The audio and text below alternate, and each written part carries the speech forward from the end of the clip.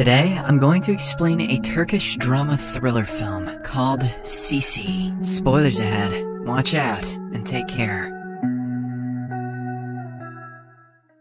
The movie revolves around a family from rural Turkey. It includes a domineering man named Bekir, his wife Havia, and their 3 children Kadir, Saliha, and Yusuf. Bekir is a very demanding man, and he runs the family with an iron fist. For some reason, he is unusually strict with his eldest son Kadir, while more kind to the younger one, Yusuf. He also has a passion for making videos, and in his free time, he likes to film things around his farm in his camera. In the first scene, Bekir's friend visits his farm all the way from Germany. He is there to talk about his nephew, Camille, who has recently become an orphan after his parents passed away. The man requests Bekir to keep Camille with him, saying the boy is very good at farm work. Bekir thinks for a while and agrees, because he too was an orphan once. From that day onwards, he starts raising the boy along with his kids. Later, it is revealed that Camille and Saliha are good friends, and they are in fact dating. Kinky. As Bekir falls asleep on the couch watching TV, Saliha covertly sneaks out of the house and meets Camille in the barn. The two flirt and make love there. Meanwhile, Kadir takes advantage of his sleeping father by bringing out his expensive camera and playing with it. However, when Saliha returns, she inadvertently wakes their father up and he catches Kadir red-handed, playing with the camera.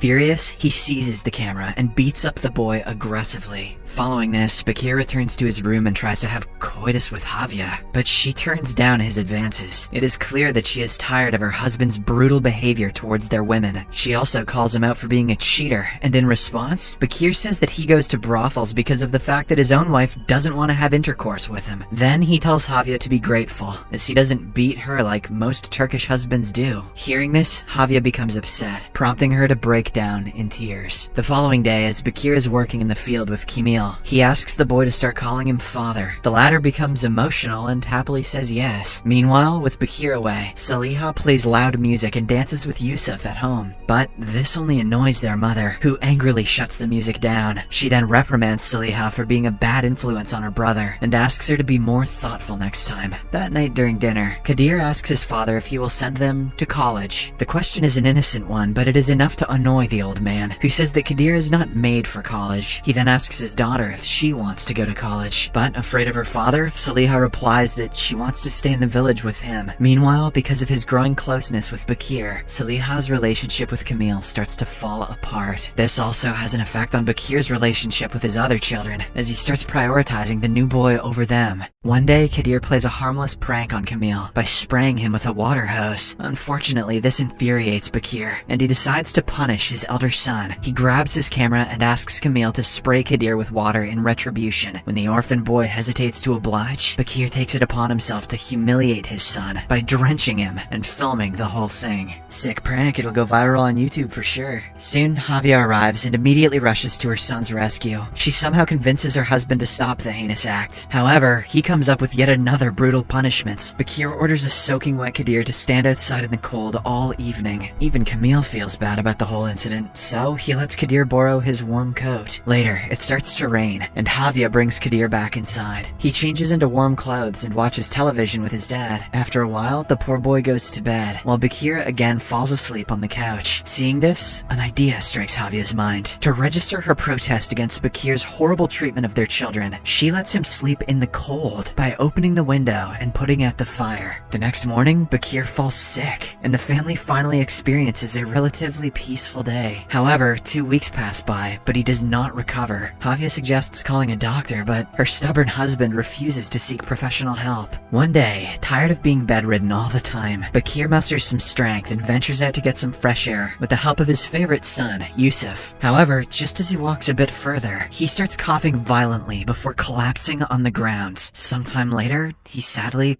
passes away. Devastated that her husband died due to her carelessness, Havia relocates the family to Ankara. The movie then fast-forwards 30 years in the future. Kadir, Saliha, and Yusuf are now all grown, and they live distinctive lives of their own. Kadir is now a filmmaker, and he is currently making a movie based on his abusive childhood. For this purpose, he has brought the film crew and his family to their old farm. Havia has agreed to play her own role in the film, but when the village brings back bad memories from her past, she becomes more and more reluctant to to act. She also objects to Kadir recreating the scene from his childhood when Bakir brutally sprayed him with a hose. Havia feels it is disrespectful to Bakir, and she suddenly starts parroting her late husband's talking points, calling Kadir a troublemaker, while calling Yusuf the most well-behaved child. Despite all this, the family, with the help of Saliha's daughter Naz, somehow manages to convince her to act. In the scene, Havia is supposed to feed an ailing Bakir, but when the camera starts rolling, she gets emotional and breaks into tears. As a result, Kadir is forced to stop, and he starts feeling terrible, especially when Naz tells him that he will remember making his mother cry when she dies. Later that night, Havia, Naz, and Saliha sit down to talk. They discuss Yusuf's suggestion about selling the farmhouse, but this only makes Havia upset. So, to cheer her up, Naz takes out Kadir's behind-the-scene, or BTS, camera and starts taking pictures of her grandmother. As they pose, Saliha recalls the moment when she took Bakir to the hospital after he collapsed. Something tells me there will be no happiness in this movie. The following day, Camille also arrives at the farm. It turns out one actor couldn't make it for the shoot, so Kadir roped in Camille in his place. Later, he catches up with Saliha, and by the way they talk, it is clear that the two still have feelings for each other. The movie again flashes back to the past, where a young Saliha is seen sneaking out of the house to confront Camille for ignoring her. She tries getting close to him to save their relationship, but he turns down her advances. Camille didn't want to sever the bond that he has developed with his new father.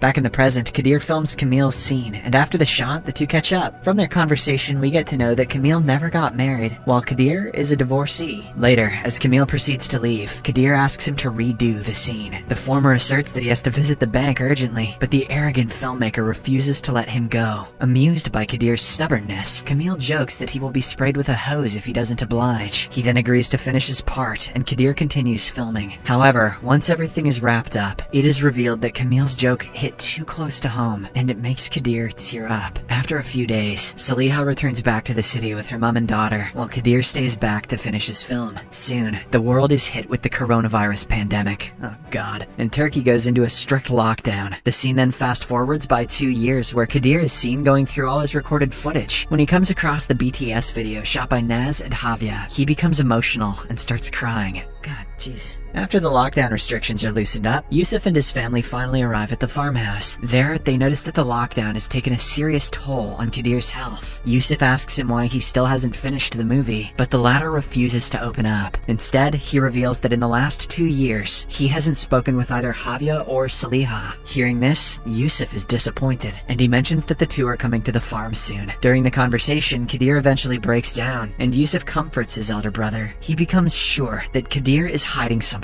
and it's slowly eating him from the inside. The following day, Saliha, Havia, and Naz arrive at the farm. It's revealed that Havia's condition has worsened as she has developed Alzheimer's.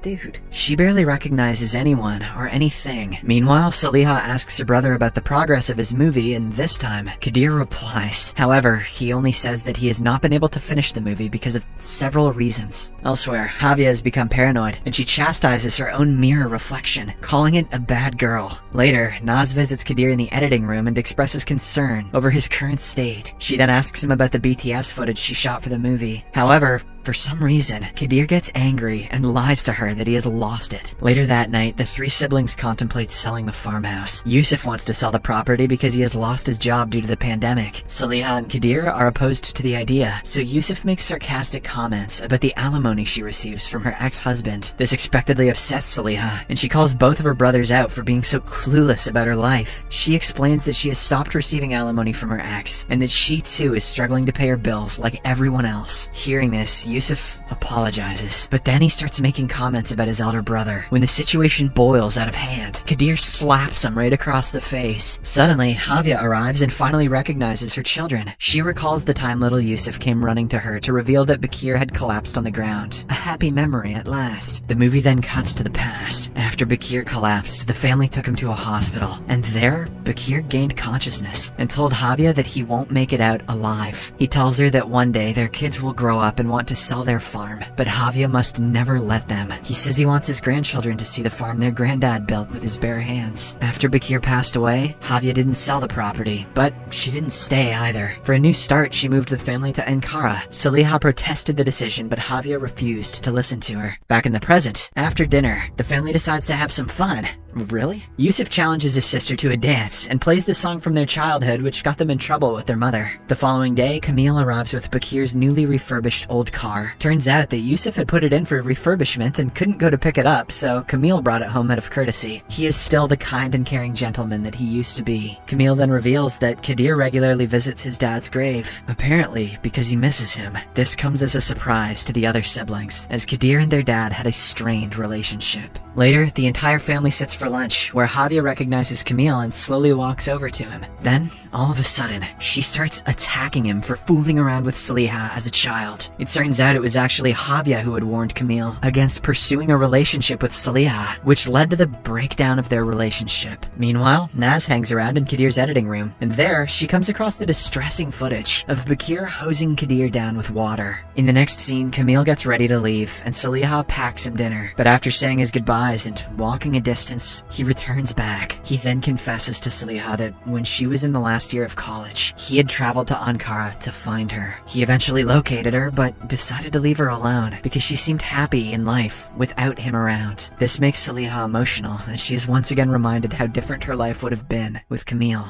Meanwhile, Naz confronts Kadir in his room and asks him if his childhood was troubled. With tears in his eyes, he says, "The hell do you think?" but also mentions that he has moved on from it. Following this, Naz inquires if he has really lost the BTS footage, and when Kadir finally comes clean, she rushes to the editing room. She eventually finds the camera hidden in a drawer and plays it. The commotion attracts the attention of Saliha and Yusuf, who also gather around the screen. In the video, Javier recalls the night before Bakir fell sick. She reveals that she had slipped some sleeping pills in Bakir's tea and let him sleep in the cold without fire and open windows. Javier says that if Bakir wasn't drugged, he would have woken up and closed the windows. After watching the entire video, Naz watches in astonishment as Javier breaks into tears, regretting giving the sleeping pills to her husband. The movie ends as Kadir also arrives to confirm that Javier had a role in their father's death. Subscribe for more videos like this, turn on notifications, and leave a like to help the channel out.